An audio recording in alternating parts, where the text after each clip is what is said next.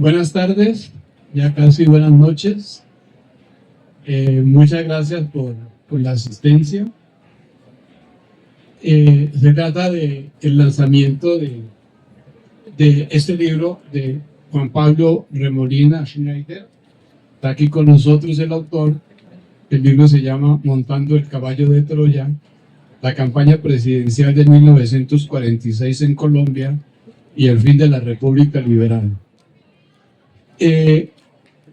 Es la continuación de un proceso que habíamos venido trabajando en la Universidad Nacional desde los años 90, cuando surgió la línea en el doctorado de Historia sobre campañas presidenciales.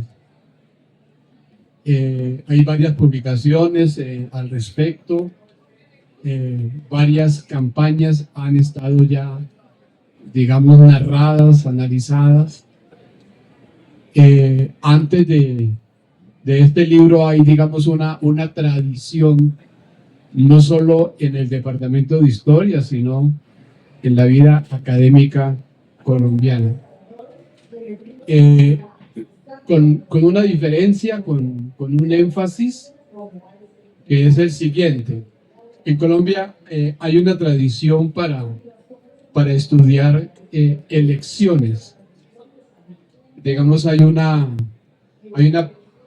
preocupación muy fundamentada en el sentido de que Colombia, creo yo, en el concierto de países latinoamericanos, es un país que tiene una larga tradición en elecciones desde el siglo XIX. Yo creo que la historia de las elecciones en Colombia podría ser comparar con la historia electoral francesa. Es decir, allí hay un campo muy interesante para explotarlo, y los historiadores colombianos no han sido ajenos a esa gran posibilidad. Lo que nosotros vamos a introducir como novedad es un viraje, es decir, no estudiar elecciones como sinónimo de los resultados electorales, sino que lo que nos ha interesado ha sido el trabajo de las campañas electorales. Empezar a trabajar campañas electorales. Eso nos pone en otra plataforma, nos da otro sentido a la investigación. ¿Por qué? Porque una campaña electoral cubre el periodo desde donde terminó la última hasta donde va a terminar la siguiente. Es decir, es un largo proceso en donde se van a revelar cosas que estudiando las elecciones no saldrían a flote. La campaña electoral quiere decir, digamos, el significante campaña es una metáfora de la guerra. Cuando uno dice vamos a hablar de las campañas electorales, vamos a hablar de la siguiente guerra en Colombia. El tránsito que se da en Colombia del siglo XIX al siglo XX es el tránsito de la guerra a la política, es el tránsito de la guerra a la campaña electoral. Solo que la campaña electoral se va a desarrollar en las condiciones, en las convocatorias y en las consecuencias que traía para Colombia, o que trajo para Colombia, cada una de sus guerras civiles. El siglo XX es el descubrimiento de la política para Colombia. Digamos, la diferencia entre el siglo XIX y el siglo XX es que en el siglo XIX la política se hacía con la guerra, en el siglo XX la política se va a hacer con las campañas electorales. Como Colombia es un país de una cultura política bipartidista, es decir, que los colombianos nacen liberales, nacen conservadores, como tenemos únicamente en el espectro nacional solo dos partidos políticos, el Partido Liberal y el Partido Conservador, la identificación de los colombianos va a atravesarse a través de la militancia en uno de los dos partidos tradicionales. Es decir, lo que hace de Colombia, lo digo porque Estoy viendo a Claudia, que es chilena, y ha estado con nosotros en el día de hoy. Yo digo como para entender que no es lo mismo hacer una campaña electoral en Colombia en el siglo XX que en el Chile del siglo XX, o en la Argentina del siglo XX, e incluso en el Ecuador del siglo XX. Entonces, las campañas electorales son un capital axiológico, una reserva de fuentes que nos permite descubrir muchas cosas. Es decir, los colombianos van a vivir el siglo de una campaña electoral en otra campaña electoral. Nada hay más importante, por lo menos nada fue tan importante en el siglo XX en Colombia que la política. La política en Colombia tiene una centralidad, es decir, que lo principal en Colombia, en medio de todos los campos que uno puede imaginarse, el derecho, la música, la medicina, lo artístico, el campo de la política es el campo más interesante en la vida cotidiana de los colombianos. Y por ende, las campañas electorales, en las campañas electorales se refleja el desarrollo de la política. Entonces, cada campaña electoral, digamos, a partir de 1918, un poquito antes, la campaña, por ejemplo, que enfrenta a Guillermo León Valencia y a Suárez, esa es la campaña de 18-22, ¿cierto? Esa es la primera campaña electoral moderna que tiene este país, y ahí empieza un proceso de campañas electorales en pleno crecimiento, es decir, en la medida en que va avanzando el siglo, se va haciendo más intensa la campaña electoral. Entonces, la campaña siguiente, la del 22, que enfrenta a Pedro Ospina y al general Benjamín Herrera, va a ser mucho más intensa, mucho más moderna, hasta llegar, por ejemplo, a las elecciones de 1930, que en ese momento constituye como la principal de las campañas electorales, ¿no? La principal de las campañas electorales. Lo que quiero decir es que cada campaña electoral en Colombia va a ser la principal campaña. Por ejemplo, la campaña electoral que viene, tengo la plena seguridad que va a ser la campaña más importante de la historia de Colombia. Pero la anterior, en cambio, también lo fue. Y la tras anterior también lo fue. Entonces, digamos que la pauta del desarrollo de este país está implicado en el desarrollo de sus campañas electorales. A partir de esta metodología, de entender una campaña electoral como un elemento cultural que nos constituye culturalmente, fuimos formando nuestros estudiantes, o nuestros estudiantes fueron entendiendo de qué se trataba, y se abrió un compás de investigaciones sobre campañas electorales. Algunas las elaboré yo, incluso anteriores a las que vamos a escuchar ahora, pero surgió, por ejemplo, la idea de trabajar la primera gran campaña del siglo XX, que fue la campaña de 1930, que la hizo Julián Romero, un libro que también se publicó en esta línea de la editorial del Rosario, A la lucha he venido, y luego viene este libro, Montando el caballo de Troya, que es sobre la campaña más importante hasta ese momento, la de 1945. Dejo ahí y le paso la palabra a Julián. Vale, pues muchas gracias, muy contento de estar acá y pues participar de esta tradición, ¿no? De la tradición de historiógrafos, de historiadores aquí escribiendo, sobre todo pues bajo la batuta del profe Ayala, que yo diría que con el que hemos hecho escuela. Entonces me parece muy importante estar aquí. Hablando un poco de la campaña del 30, de 1930, como para hacer una especie de, como de conexiones, de relaciones con la campaña que vamos a hablar hoy, que es la del 46, pues se dice mucho que la de 1930, que fue cuando Enrique Herrera ganó las elecciones, que fue una campaña que diríamos que ha sido la más rápida de toda la de Olaya, 33 días. Mientras que, la que vamos a ver cuánto fue, cuánto fueron, 43 días, 43 días. Entonces, vemos que la del 30 hubo un cambio de régimen, ¿cierto? O sea, hay un cambio de la hegemonía conservadora, ganan los liberales las elecciones bajo la figura de la Concertación Nacional de la Guerrera. Pero hablemos un poco de la modernización de las campañas presidenciales, es decir, el uso de la tecnología, de las técnicas de la campaña, que las campañas, esa campaña de qué hizo uso, pues hizo uso de una vanguardia gringa, de copiar la vanguardia gringa, de cambiar el formato del periódico un poco más ágil, también una prensa más visual, más gráfica, diarios y revistas.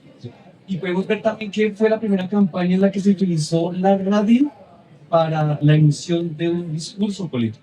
Fue la primera vez que en plaza pública, en vez de ver a un político hablar, a un candidato hablar, lo que escucharon las personas ahí fue salir la voz de unos parlantes. Ese fue todo un evento cultural más contemporáneo. Y también psicológico, simbólico. Bueno, aquí en la prensa hay una preponderancia de la imagen. Yo diría que la fotografía en la campaña del 30 todavía mantuvo unos visos decimonónicos, es decir, del siglo XIX. Es decir, es una fotografía realista, aséptica, estática, con la que trata como de enaltecer al político como prócer, ¿sí? Y también mantiene como la tradición de la fotografía de la campaña que la antecedió, otra de las grandes campañas del 22, que es la fotografía de las grandes masas, las grandes movilizaciones. Todavía en el 30 se mantiene eso y vamos a ver en el 46 que se mantiene de ahí. Y yo creo que hay unos cambios, unas cosas que se adicionan en la fotografía de campaña. Y la caricatura, por supuesto. La caricatura como una herramienta de combate, una herramienta en la que se ataca al enemigo, se ridiculiza al adversario y por supuesto hay una demonización del adversario. Yo diría que la demonización de la caricatura de la campaña del 30 es literalmente demonización, porque utiliza mucho de la imaginería religiosa y también, digamos que, de la imaginería satánica, porque se veía mucho a un candidato con cola y cachas, por ejemplo. Yo veo que en el 46 ya esto como que no se utiliza mucho esta imaginería religiosa, y yo creo que eso también habla del momento, de cómo la política, qué tanto la política estaba desligada de lo religioso ya en el 46 y cuánto todavía seguía siendo en el 30. Ahora, la caricatura también es una manera de leer cómo las fantasías políticas se renuevan. Entonces, cómo a través de la caricatura podemos ver que las campañas mismas son una actualización de las fantasías políticas. ¿Qué quiero decir con eso? Que hay una promesa de paraísos perdidos. Claro, en los discursos de campaña se promete el paraíso perdido. Se sacraliza al político como Mesías, pero también se demoniza al adversario.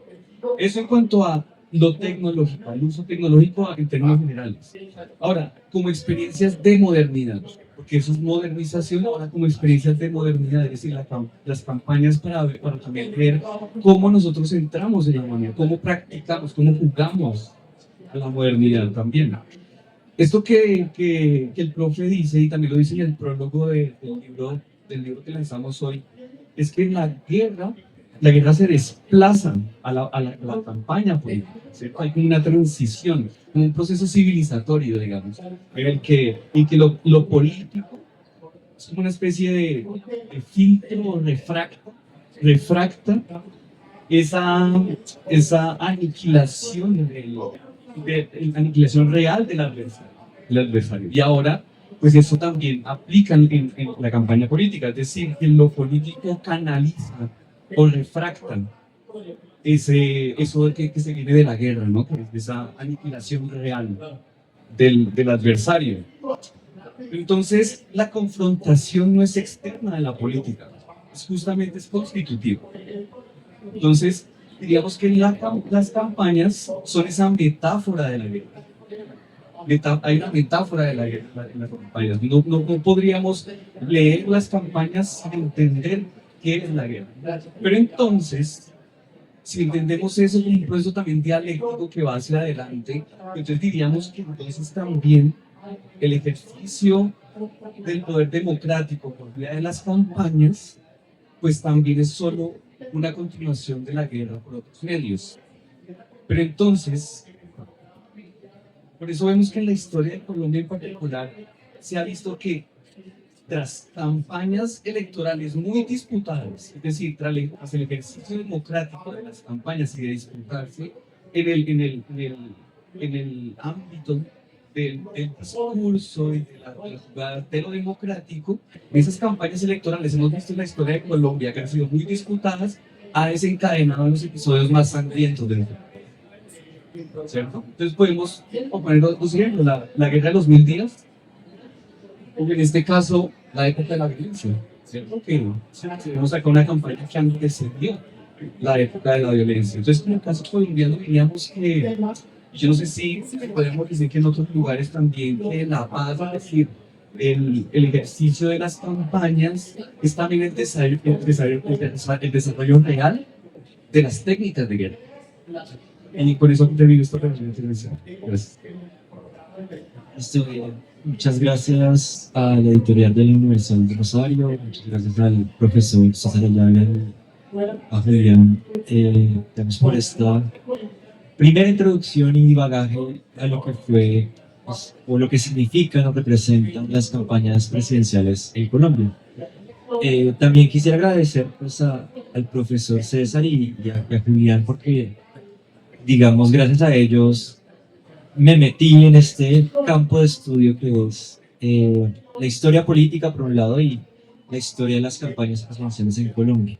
Pues el profesor formó una escuela en torno, digamos, a este objeto de estudio y Julián David también, digamos, fue el que me inspiró de cierta manera, le dio como una estructura a cómo trabajar las campañas a través del análisis de la gráfica y a través de un análisis también minucioso de la hemerografía, que creo que inspiró parte también de la estructura de este texto y formó también de cierta manera una escuela pues ya de una nueva camada de generación de historiadores en torno a las campañas presidenciales en Colombia. ¿Cómo llegué a este texto? Quisiera también introducir un poco eso para después tener como una ronda pues, de diálogo. Quisiera pues, mencionar cómo llegué a este tema que son las elecciones presidenciales del 46. Mi primer texto, mi primer libro fue también publicado acá por la editorial de la Universidad de Rosario, se llama Los signos del tiempo y busco estudiar también esa misma campaña presidencial que estudió Julián David, que es la campaña presidencial de 1930, pero esta vez desde la óptica de Ricardo Rendón, ¿no? Un célebre caricaturista que estaba en algunas de estas páginas y analizado transversalmente en el libro de Julián David. Sin embargo, pues quería intentar entender pues, cómo a través de la gráfica se desarrolló ese proceso de la campaña presidencial en Colombia, pues sobre todo teniendo en cuenta que se había planteado en ese momento que Rendón había sido el sepulturero de la hegemonía conservadora, o sea, que Rendón, gracias a su gráfica, a su crítica y a la manera como había seguido la campaña presidencial del 30, donde la gráfica empezó a tener un lugar preponderante, había tenido un lugar, por ejemplo, en las elecciones del 18, de pronto sería, digamos, un comienzo del uso también electoral de la caricatura y de la gráfica, pero en la campaña del 30, pues por lo que había mencionado algunos de sus contemporáneos de Rendón, tenía, digamos, un peso también fundamental dentro del desarrollo de la campaña presidencial, sobre todo por la forma como construyó imaginarios, como lo menciono, pues algunos de estos imaginarios y representaciones desde una iconografía cristiana, desde una demonización también, pero pues tenía, digamos, un lugar fundamental. Entonces en ese libro trabajé las elecciones del 30, del fin de de la hegemonía conservadora. Entonces, luego de trabajar esa campaña, pues me surgió también la idea de ver qué había sido el proceso contrario, cómo fue el proceso que dio fin a 16 años de presidentes liberales a cargo del Poder Ejecutivo. Qué similitudes, qué diferencias, qué continuidades y qué nuevas dinámicas pues planteaba esta nueva campaña presidencial. Hay algunos elementos pues similares. Por un lado está la división de los partidos, es decir, la división se vuelve como una de las causas fundamentales de la caída de un régimen. En el 30, pues la división entre Valencia y Vázquez Cobo dentro del Partido Conservador. Y en este caso, pues la división, por un lado tripartita en un primer momento, como lo podrán ver en el libro, entre Gaitán, Turbay y Echandía, en un primer periodo, digamos, de esa campaña presidencial, y luego pues una división entre Gaitán y Turbay. También pues me parecía que habían algunas similitudes, es decir, ambas pues fueron campañas de poco tiempo, es decir, el que ganó las elecciones conquistó el solio presidencial, pues realmente una campaña bastante corta, ¿no? En el caso de Olaya, pues apenas un mes, y en este caso menos de 2 meses también. Y por otro lado, había otra similitud que sería la postulación de una campaña de unidad nacional. Olaya Herrera pues ganó, o el programa de Olaya era: yo no voy a representar al Partido Liberal, sino quiero formar un movimiento de concentración patriótica nacional. En este caso, pues la plataforma, digamos, de Mariano Espina sería una plataforma de unidad nacional, y esa plataforma de unidad nacional es interesante en ese periodo, el sentido que dialoga con mucho de lo que estaba pasando a nivel mundial. Es decir, hay un cambio, hay un giro de los partidos, hay un giro de la política a nivel mundial hacia la izquierda. Hay un giro después de la Segunda Guerra Mundial hacia estados de bienestar, pues que digamos acá en América Latina se enfocan o tienen sus referentes con Rómulo Betancourt, por ejemplo, más adelante el peronismo en Argentina, y en Europa pues también va a haber mayor poder, por ejemplo, de los partidos de izquierda en Francia o en Italia. Esta coyuntura también pues internacional afecta ese proceso de campaña nacional. Por ejemplo, antes, digamos, del lanzamiento de la plataforma de unidad nacional de Mariano Espina Pérez, a 2 meses de los comicios electorales en mayo, el 5 de mayo del 46, López, que había, digamos, salido del poder, había terminado, digamos, su segundo mandato, digamos, más o menos a la fuerza había, digamos, dirigido un proceso de desmonte también de la República Liberal. López hablaba de la idea de un frente nacional. Un frente nacional con una forma también de solucionar las divisiones que había al interior del Partido Liberal. Se sabía pues que Gaitán representaba pues un movimiento disidente, unos principios políticos, también pues él se planteaba pues como el verdadero candidato liberal, mientras que Turbay pues había sido como el ungido por digamos el oficialismo, si se quiere, o digamos el directorio del Partido Liberal, pues años antes en una convención pues que desde la óptica de los opositores no cumplía pues con algunos de los lineamientos establecidos por el Partido Liberal, por lo cual para Gaitán se volvía pues un candidato ilegítimo, un candidato de las élites, mientras que la forma ante esas divisiones pues que eran casi, digamos, intransitables entre estos dos candidatos, uno ungido por el Partido Liberal y el otro ungido también por las masas, se planteaba pues la idea, digamos, de un frente nacional. Ese día el Frente Nacional, pues que sería, digamos, un periodo de nuestra historiografía.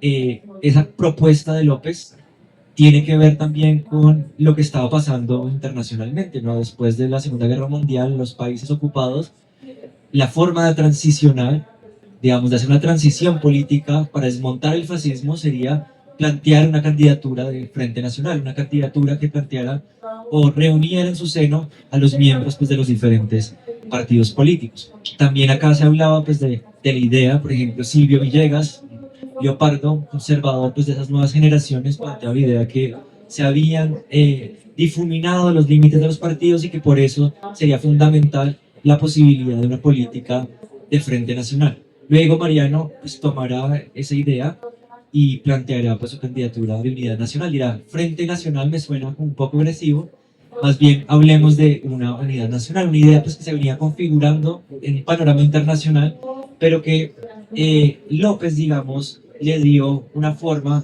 aquí en el país. También pues me parece fundamental de ese proceso, ese tránsito también hacia la izquierda en el país. De hecho, pues el programa de Mariano Ospina también tendrá algunos elementos liberales, es decir, si uno ve algunas de las demandas, algunas de las partes del programa de la convención conservadora, algunos puntos de la convención conservadora coinciden con parte fundamental del programa, de los programas liberales, ¿no? Una ampliación también de la seguridad social, por un lado, y una serie de políticas, pues que, digamos, se plantearía que con esas políticas una posibilidad, digamos, de la idea de un frente nacional. Entonces hay algunos elementos como en común que me parecía interesante abordar y por eso pues quería, digamos, ver el contraste y analizar la manera como se desarrollaron digamos, ese proceso de campaña en 1946. Curiosamente, por coincidencia, mañana se lanza un libro sobre el otro candidato del Partido Liberal en la campaña de 1946, de la profesora Olga González. Me llama la atención por lo siguiente, Juan Pablo. Hay un mito establecido en el sentido de que la República Liberal se cayó, digamos, por astucia, porque el Partido Liberal estaba dividido, porque el Partido Conservador aprovechó la coyuntura. Es decir, hay una serie de mitos alrededor de la campaña liberal de 1946 y la caída de la República Liberal. La pregunta mía es, ¿era tan nefasto el otro candidato? ¿Era tan nefasto Gabriel Turbay, que nos hubiera ido muy mal, o les hubiera ido muy mal a los colombianos de entonces si hubiera ganado esta campaña electoral? Digamos, es una pregunta importante. Hubo, digamos, también intentos de acercamiento entre estos candidatos. Ya cuando había lanzado a Mariano Ospina Pérez, hubo intentos también de conciliación entre estos dos candidatos, hubo unos diálogos para, de cierta forma, pues se sabía que si iban divididos, pues el 5 de mayo, pues la República Liberal caería. Entonces hubo una serie de diálogos privados, primero entre Gaitán y Turbay, y luego otra serie de diálogos mediados por Eduardo Santos y por Alfonso López. Incluso en el proceso también se pensó en la posibilidad de hecho, Alfonso López, que era uno de los rivales acérrimos en ese entonces de Eduardo Santos, le propuso a Eduardo Santos también la candidatura. Siento que, por un lado, pues esas reuniones personales no fueron posibles y no siento que el problema no fue tanto lo nefasto que podía ser ese otro candidato, ¿no? De hecho, pues Turbay representa y tiene algunos planteamientos también comunes, ¿no? Es decir, hay puntos también comunes, hay una política también, digamos, ligada al correr de los tiempos. Siento que el problema, más que, digamos, la demonización de los programas del otro, tiene que ver con la configuración también de las identidades políticas. Por un lado, pues uno se sentía, Turbay se sentía ungido por el Partido Liberal, pues por esta convención, la convención pues legitimó su candidatura, y Gaitán por otro lado pues tampoco iba a renunciar a la candidatura en la medida que se sentía representante de un verdadero liberalismo. A través de Jornada pues planteaba que había una serie de procedimientos al interior del Partido Liberal en donde lo que se ponía en juego era más la idea de un país político y no esa idea del país nacional pues, que él defendía, por lo que él tampoco, en términos, digamos, de la configuración de esa identidad política, podía renunciar pues, a ese apoyo popular, ¿no? Y su concepción, diría yo, de la democracia, ¿no? Y de la representación y del poder y de la soberanía, pues se negaba a aceptar que un convento, ¿no? Como él mismo lo plantea, o lo plantea desde la retórica también gaitanista en jornada, pudiera ungir un candidato, sino más bien tiene que ver pues con estas dinámicas que se venían configurando desde tiempo atrás, probablemente desde el 18 y el 22, en donde la plaza pública, el pueblo, las movilizaciones, pues se volvían como el centro, digamos, de la legitimidad política. Sin embargo, pues no siento que la cuestión sea esa, sino más por, digamos, la manera como se fueron configurando las identidades políticas que se dio, digamos, de esta forma y no se pudieron paliar las divisiones, diría yo. Yo justamente tengo también una pregunta relacionada pues, con esto de las entidades políticas y tiene que ver con, pues, en este contexto de la fractura partidista, la fractura partidista que vimos también en la división pues, conservadora del 30 y la decisión liberal del 46. Entonces, si pensamos en el concepto de antagonismo político, es decir, donde la construcción de identidades políticas se basa en la exclusión del otro radicalizado. O sea, hay una exclusión. Entonces, ¿cómo crees que contribuyó la polarización interna, la intrapartidista, pero también la externa, ¿cierto? O sea, esa polarización entre candidatos, entre partidos, a crear un escenario donde el discurso político se estructuró bajo lógicas de amigo-enemigo, acelerando la crisis que desembocó en la violencia, es decir, en la época de la violencia?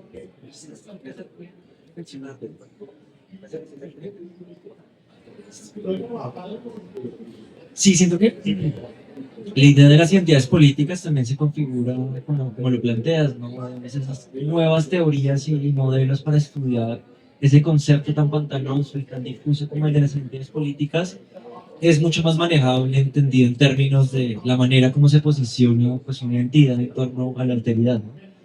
Pues en un principio también esas identidades pues, no son totalmente, digamos, quietas, sino son maleables y también se van, digamos, modificando mientras va fluyendo el proceso político. Por ejemplo, al principio de la campaña se planteaba Gaitán o el periódico Jornada que en caso de que entraran los conservadores y se lanzara un candidato conservador, pues sería el único escenario en donde Gaitán renunciaría. En todo caso, pasó eso, ¿no? Es decir, se lanzó el candidato conservador y no se retiró, pues, no se retiró de la campaña presidencial Gaitán. Entonces, esas digamos, límites o esas identidades, pues, son bastante porosas y tienen que ver más bien con el flujo de los discursos, ¿no? Con esos contextos de enunciación, lo que van formulando esas identidades. Siento, por ejemplo, en ciertos puntos de la campaña, Gaitán también defiende una idea, digamos, de un liberalismo tradicional, ¿no? Se hace, digamos, continuador, por ejemplo, y Jornada hace énfasis en eso, del continuador de Rafael Uribe, de Benjamín Herrera, y pues hay un intento por, digamos, mostrar a Gaitán como continuador de una tradición y de una verdadera tradición liberal. En todo caso, pues, al ser ungido, digamos, Turbay, pues, esa idea de la identidad política se vuelve aún más problemática. Y se vuelve problemática porque también al haber dos candidatos pues, representando una misma colectividad, también empieza a perder capital simbólico la institución del partido, ¿no?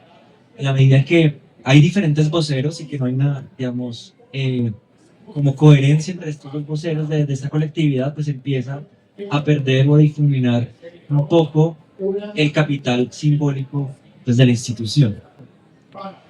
En cuanto a la violencia, pues siento que tampoco fue, digamos, que naciera después de la campaña presidencial, sino que pues fue también una progresión, ¿no?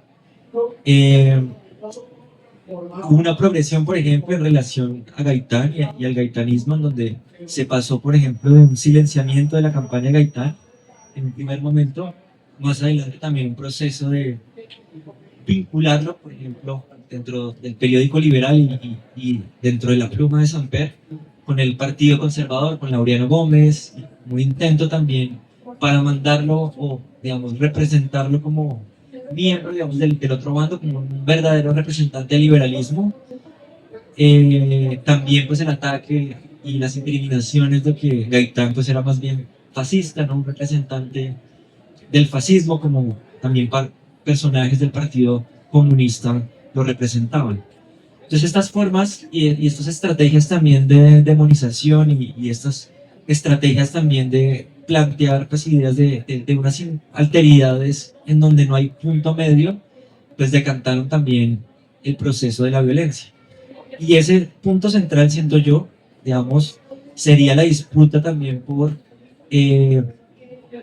ese sustrato del pueblo y también ese sustrato, digamos, electoral que estaba en disputa, digamos, dentro de estos mismos candidatos, ¿no? Es decir, el liberalismo y Gaitán, digamos, apelaban también, había una serie, digamos, de un grupo social, o más bien, que estaba también en disputa en este proceso de campaña electoral, y por eso los procesos de demonización y los procesos, digamos, de construcción de esas alteridades favorecieron también pues, el desarrollo de la violencia, que también es constitutiva también a la campaña electoral. Uno puede ver, por ejemplo, no posterior, sino en medio de la campaña, la violencia hacia los candidatos, por ejemplo, ¿no? La pedreada que le pegan a Turbay en una de estas movilizaciones, denuncias también de persecución, denuncias de desplazamiento en diferentes periódicos. Entonces es un proceso que es también constitutivo, y esa retórica pues es manejada por los diferentes medios de comunicación analizados, es decir, Jornada, el Liberal y el Siglo pues manejan también una retórica belicista pues que le da también ese cariz al proceso electoral. Hemos hablado aquí digamos que el agregado principal del libro es el papel que en él juega la gráfica, el dibujo, la caricatura. ¿Cambia eso el mito de la campaña? Es decir, si uno le introduce a la campaña electoral una lectura como ustedes lo han hecho en las dos campañas, ¿eso mejora, sirve para decir algo nuevo o se ratifica lo que ya se conocía de la campaña? Siento que uno de los valores de la gráfica es, digamos, por un lado la capacidad de síntesis, por un lado, digamos, de los procesos políticos. Eso, digamos, sería un valor agregado que la prensa, digamos, escrita, pues no tiene, digamos, hay unas virtudes que la prensa escrita no tiene que la caricatura sí posee, que le ha dado, digamos, un prestigio pues, a los caricaturistas, a Samper, a Rendón, Pepe Gómez, Chapete. Son personajes pues prestigiosos dentro, digamos, de la escena política, en el sentido de que plantean pues algo o agregan algo que o cubren un espacio que la prensa escrita no logra.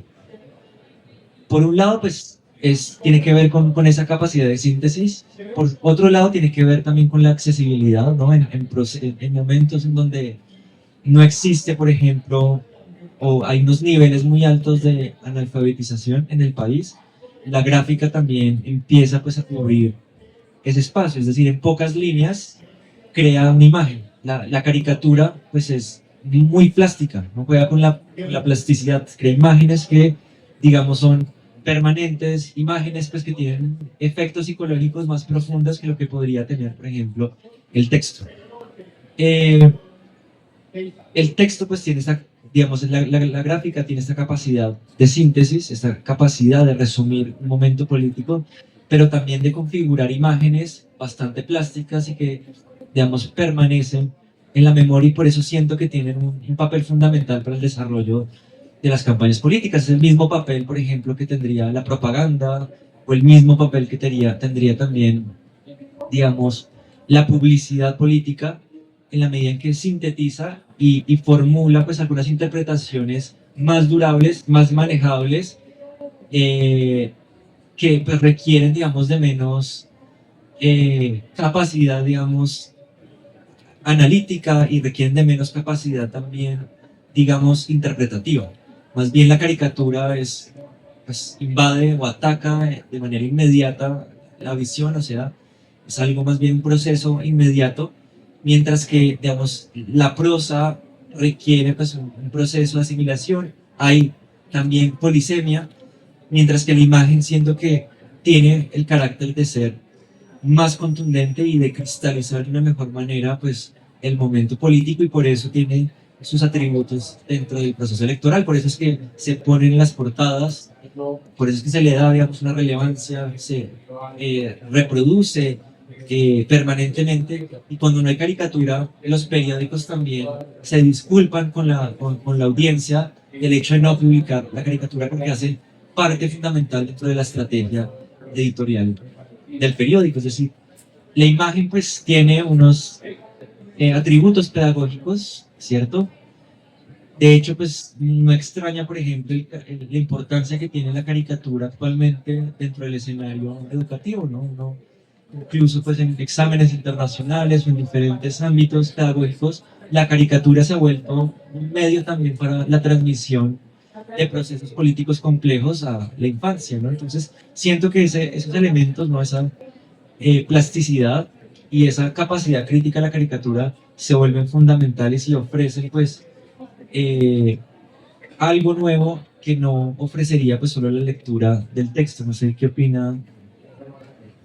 Pues yo creo que complejiza la respuesta. Yo creo que una lectura de la historia a través de la caricatura sería un estudio desde los rastros, desde lo indiciario, es decir, desde lo mínimo, desde lo que puede ser excluido a una mirada muy general. Yo creería que las respuestas que se pueden dar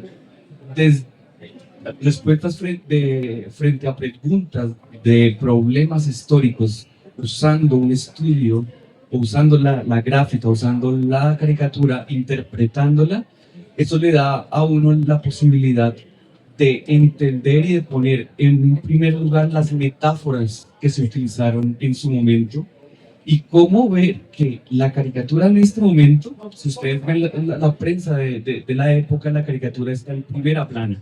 Es en primera plana. Y cómo la caricatura, en últimas, para nosotros ha sido una herramienta de combate. Y ustedes pueden ver que hay mucha, digamos, mucha agresividad ahí, hay una apuesta, hay una posición política fuerte ahí. Y como dice aquí Juan Pablo, la caricatura es una síntesis, sintetiza el proceso. Entonces yo creo que dar respuestas más complejas frente a los mitos historiográficos. En estudios en el que la caricatura se ha usado únicamente para adornar los libros, pero nosotros hemos tratado de ponerla en el centro de la discusión y de ahí genera la discusión del proceso de historia. El libro se llama Montando el caballo de Troya. Una explicación corta.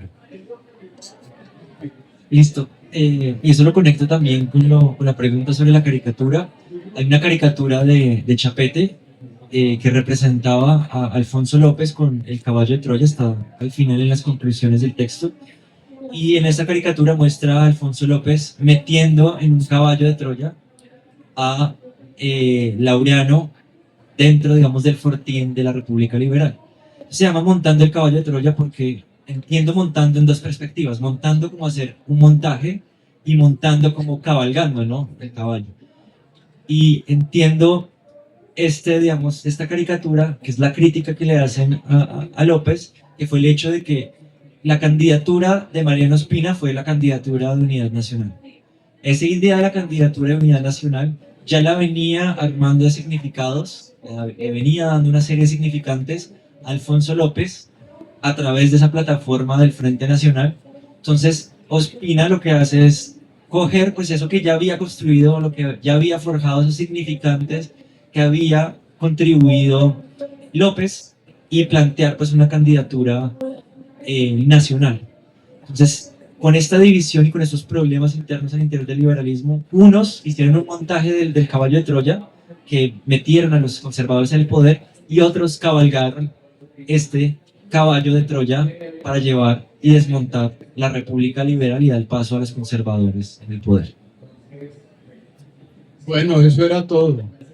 A leer el libro, es un libro muy bien escrito, muy bien ilustrado, y es otro punto de vista sobre una de las campañas electorales más importantes en la historia de Colombia, que llevó a la caída de la República Liberal en 1946. Muchas gracias por la asistencia.